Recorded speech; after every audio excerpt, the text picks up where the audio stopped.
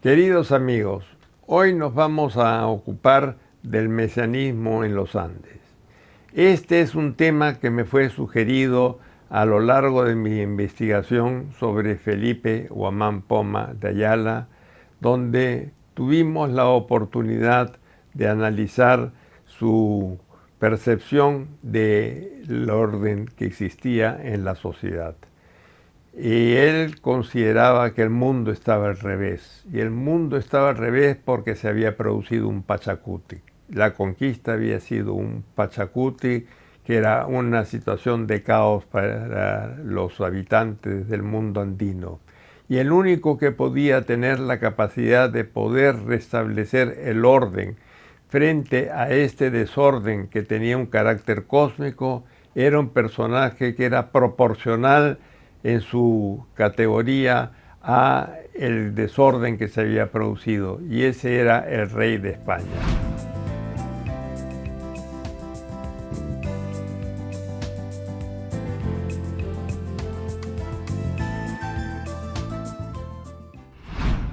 El rey de España era el único que tenía la capacidad de poder restablecer el orden. Es por eso que un libro lo titulé En busca del orden perdido, porque allí quería dar énfasis a esta idea de que, si bien es una crónica desde un punto de vista, lo que escribió Guamán Poma de Ayala, desde otro punto de vista es una carta al rey donde solicita a este monarca restablecer el orden.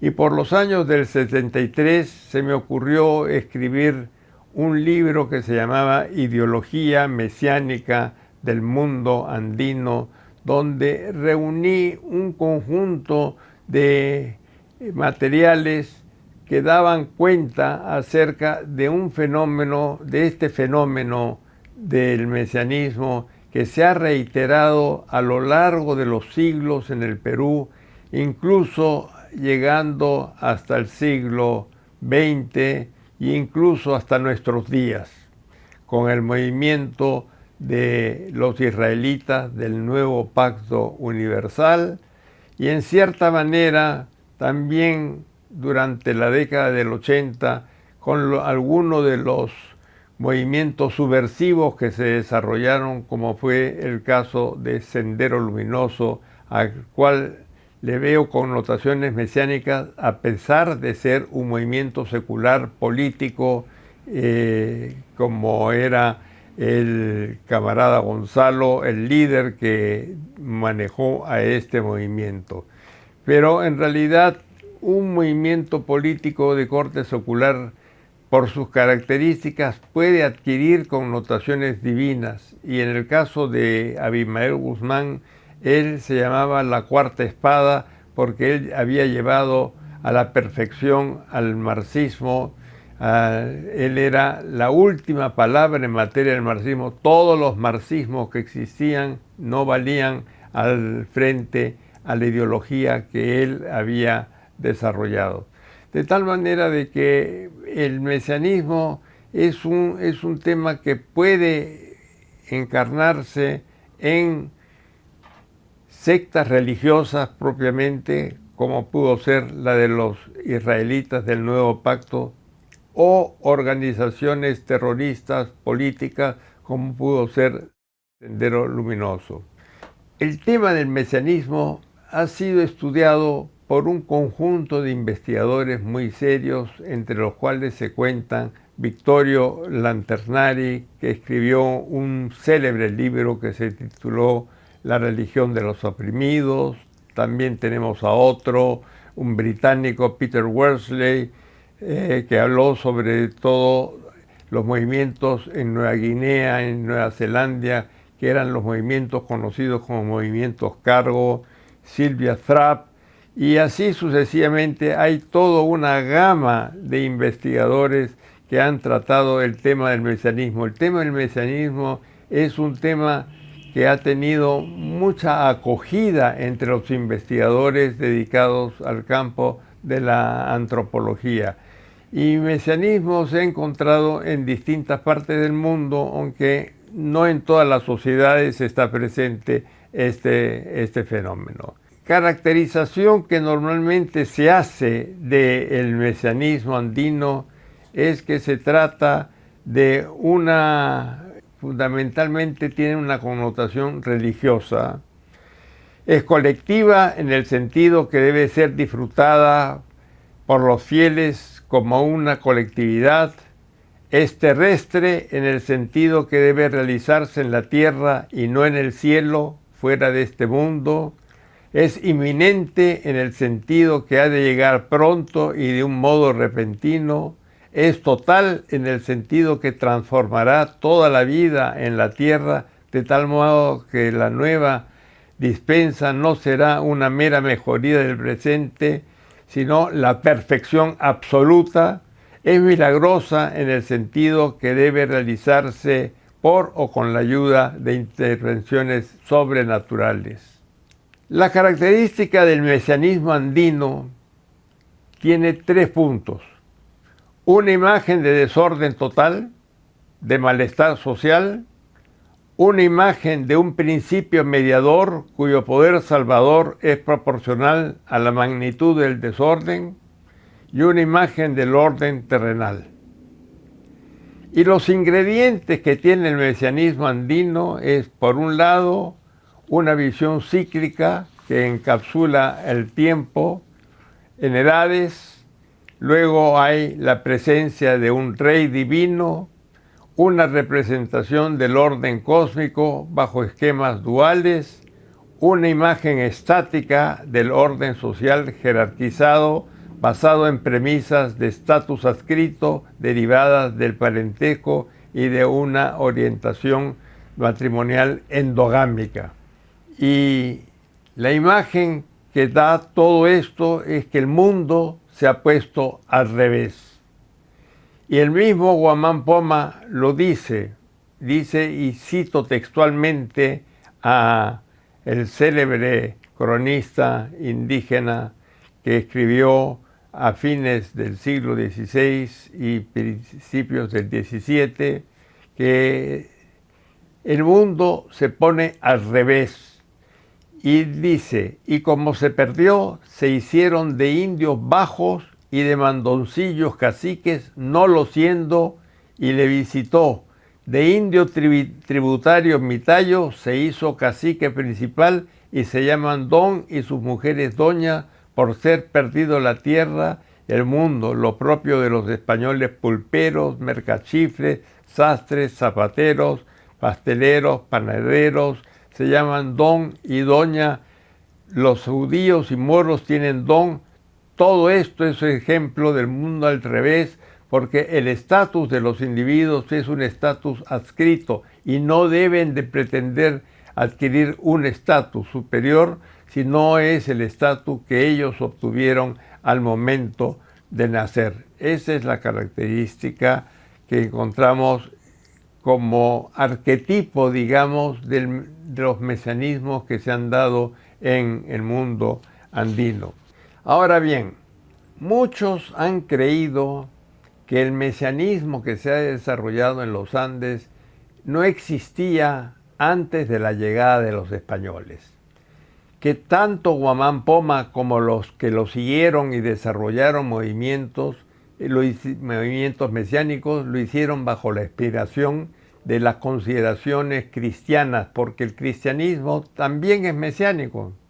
Al fin y al cabo, Cristo es un Mesías, es el Mesías esperado por los judíos que iban a ordenar y traer la salvación al mundo, ¿no? De tal manera de que no se pensaba que aquí en el Perú, en la época prehispánica, pudiese haberse gestado una ideología que se plasmara en los movimientos que se suscitarían en el futuro, empezando con Guamán Poma de Ayala.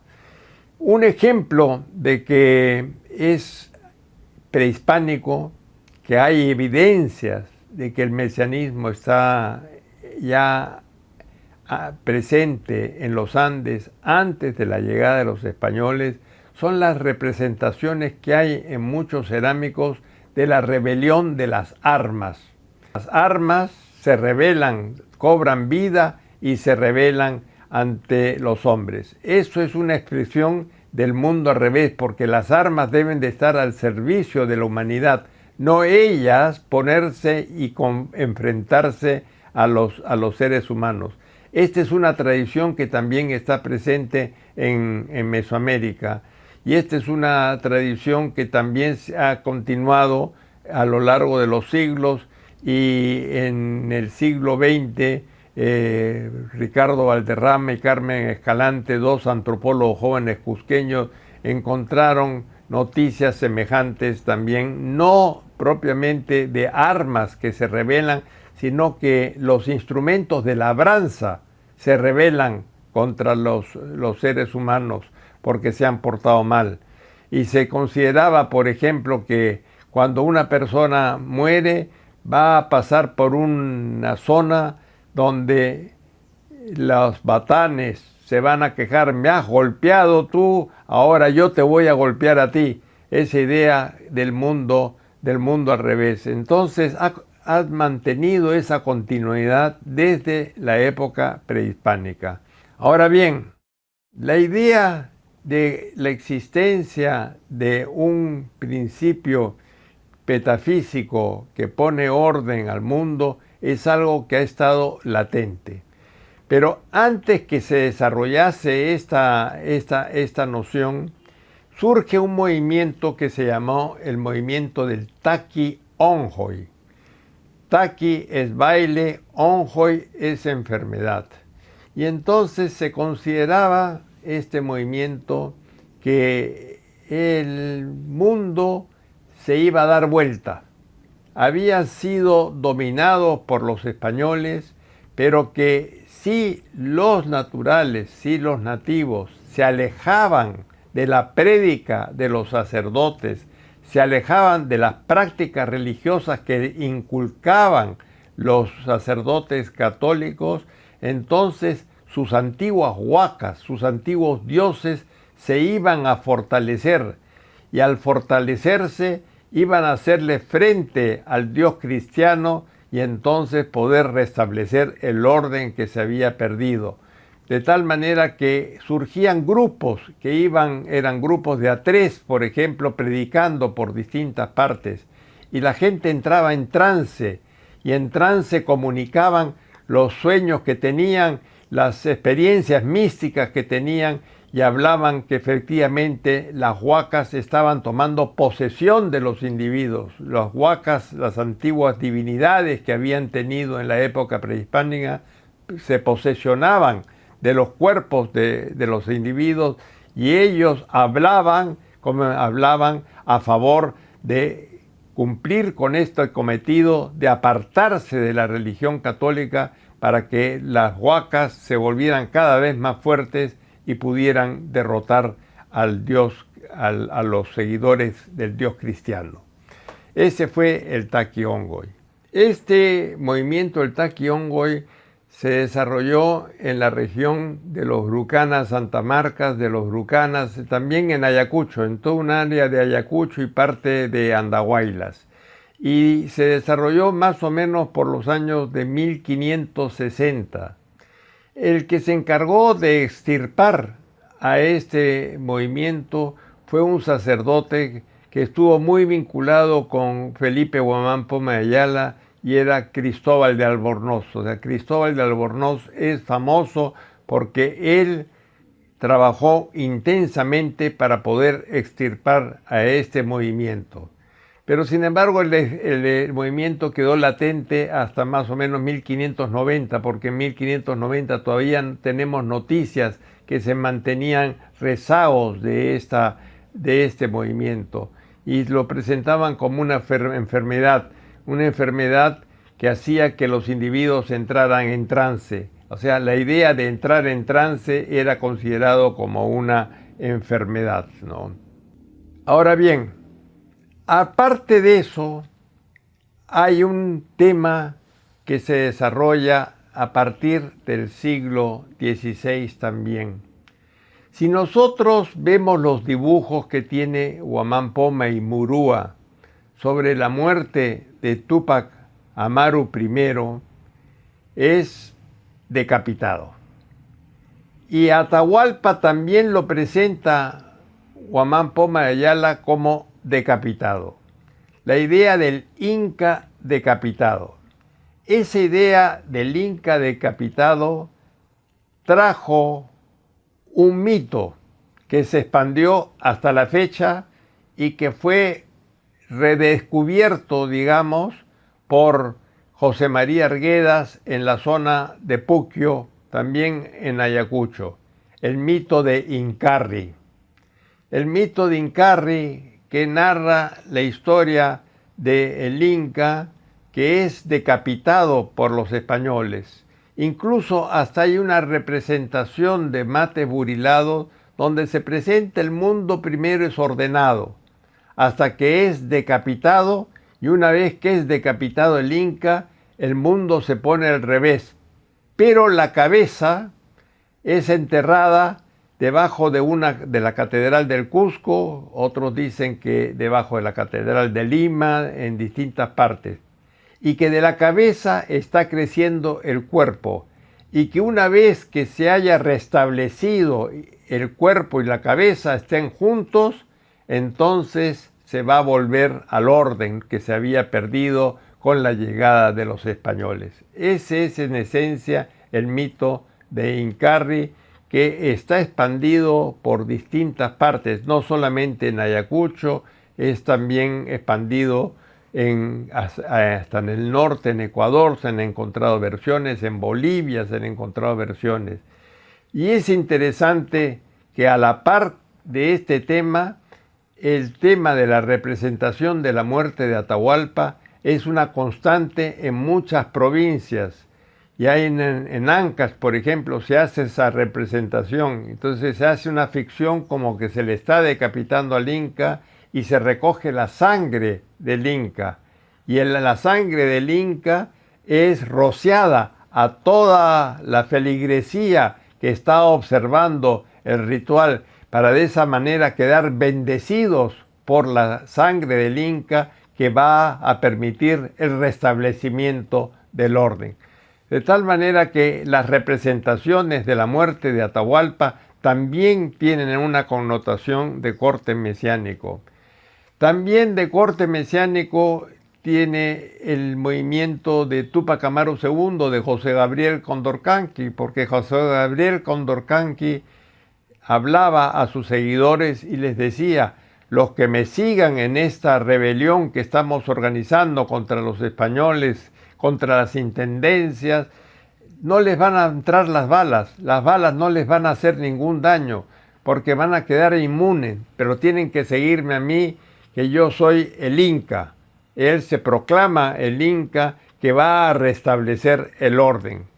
Y así sucesivamente también van suscitándose Rumimaki, también otro personaje a principios del siglo XX, y llegamos hasta Ezequiel Atacusi Gamonal, que es el fundador de la Congregación de los Israelitas del Nuevo Pacto Universal, que sostiene la idea que Él es la encarnación del Espíritu Santo y que Él está predicando que si siguen las reglas que le han encomendado el Padre, el Hijo y el Espíritu Santo, entonces podrán alcanzar la salvación y no ser perjudicados por un cataclismo que va a ser inminente, que va a venir, y ya falta poco para que venga el cataclismo, ¿no? Han ocurrido varios cataclismos y está a punto de ocurrir un próximo cataclismo, pero aquellos que se conviertan en sus seguidores y que se vuelquen nuevamente a las antiguas prácticas de los hebreos, que se vistan como los hebreos, que se dejen crecer la barba, que las mujeres utilicen sus hábitos parecidos a como los utilizaban en la época de los hebreos antiguos. Por supuesto, todas estas ideas las sacan de las películas que daban en la Semana Santa sobre la vida de Jesucristo. Entonces reconstruyen ese tipo de de escenario, ¿no? Entonces, se llaman israelitas del nuevo pacto universal porque ellos son israelitas de espíritus. Ellos se han volcado nuevamente a Israel. Ellos hacen una simbiosis entre el Antiguo Testamento y el Nuevo Testamento. El Antiguo Testamento le proporciona los rituales, entonces ellos tienen que hacer los sacrificios que hacían en el Antiguo Testamento. Hacen sacrificios de vacunos, hacen sacrificios de ovinos, y los más pobres hacen sacrificios de palomas.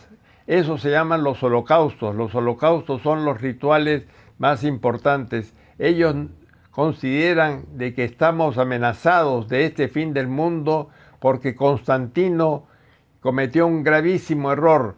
En vez de seguir la práctica de celebrar el Día del Señor los días sábados, consideró que era el día domingo. El hecho que haya cambiado la fecha de celebración de honrar al Señor de sábado a domingo es lo que ha producido este revuelo que va a traer el fin del mundo. Pero solamente se van a salvar los que sigan las prácticas que han tenido los israelitas, que se ciñen a las reglas del Antiguo Testamento, a las reglas de los antiguos hebreos. Esa es la idea que ellos tienen y Ezequiel Atacusi, su líder, es el que los va a conducir a la salvación. Y se dice de que Ezequiel va a resucitar, el día que muera va a resucitar al tercer día. Es por eso que cuando murió Ezequiel Atacusi en el año 2000, dejaron el cadáver esperando de que pudiera resucitar. No, desgraciadamente no resucitó y tuvieron que embalsamarlo. Y bueno, está enterrado en Cieneguilla, que es allí donde tienen el templo de los israelitas, que es hecho a semejanza del templo de Jerusalén. No han imaginado el templo de Jerusalén y ahí ellos tienen. De tal manera que este es el último movimiento mesiánico que conozco que ha sido llevado a la práctica.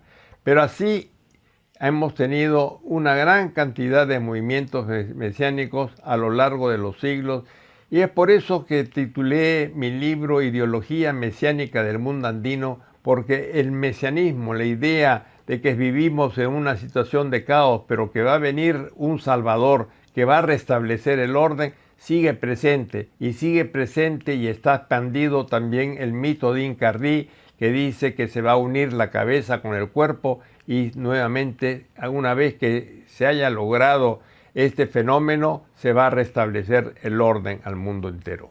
Tal es el carisma que alcanzó Ezequiel Atacusi, que para muchos de sus seguidores, él era la encarnación del Incarrí, que él era nuevamente el Incarrí, el que había logrado establecer la unión del cuerpo con la cabeza. Incarrí, y decía que en la selva se iba a esperar el fin del mundo, que a las finales todos los que se convirtieran y siguieran su mensaje, se irían a la selva y allí esperarían el fin del mundo. Ahora yo me he preguntado también un tema que me ha llamado la atención. México y Perú tienen muchas analogías, muchas semejanzas, ¿no? En el caso de México, la patrona de México propiamente, a quien más veneran, es a la Virgen de Guadalupe. ¿Y quién es el equivalente de la Virgen de Guadalupe en el Perú? Unos se preguntarán, bueno, ¿quién podrá ser? Y la respuesta es el Señor de los Milagros. El Señor de los Milagros es el equivalente a la Virgen de Guadalupe. Pero ¿por qué los mexicanos escogieron una mujer y los peruanos escogieron la figura de un varón, que es el Señor de los Milagros, que es el Señor de los temblores, que es el Taitacha de los temblores en el Cusco, ¿no? El que está vinculado con los terremotos? Yo tengo la idea de que la razón por la cual en el Perú le damos tanta importancia a la figura de Jesucristo porque no lo vieron tanto como el Redentor, como el que nos había limpiado del pecado original, sino que lo vieron como un rey que iba a restablecer el orden. Es el mesianismo el que ha erigido al Señor de los Milagros en la figura más cercana que ellos tenían como el personaje divino que restablecería el orden, que era el Inca. El Taitacha de los milagros, el Taitacha de los temblores, es en cierta manera una figura que está espiritualmente unida con la imagen del Inca. Esto ha sido todo por hoy. Ya nos veremos en alguna otra oportunidad. Muchas gracias por su atención.